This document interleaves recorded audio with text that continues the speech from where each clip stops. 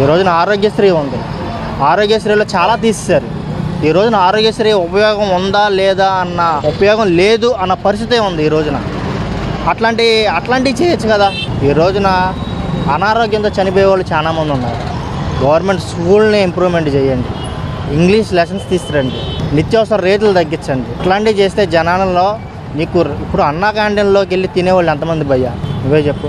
100 మందిలో ఒక 50 మంది తింటారు. మరి మిగిలిన 50 మంది పరిస్థితి ఏంటి? నిత్యావసర సరుకులు జనానికి ఉపయోగపడే వాటి మీద అన్నీ తగ్గిస్తే ఆ 100 మందికి ఉపయోగపడింది.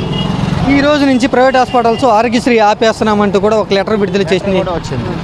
నేను అదే అంటున్నా, ఇప్పుడు ఆరోగ్యశ్రీ మీద అనారోగ్యంతో చనిపోయే వాళ్ళు చాలామంది ఉన్నారు. ఏంటి ఆరోగ్యశ్రీ ఉంటే ఆ ఆరోగ్యశ్రీ మీద ఎన్ని లక్షల మంది దానికి ఉపయోగపడుతుందో అంతెందుకు. ఆరోగ్యశ్రీ మీద మా నాన్నగారిది ఒక ఆపరేషన్ జరిగింది. నేను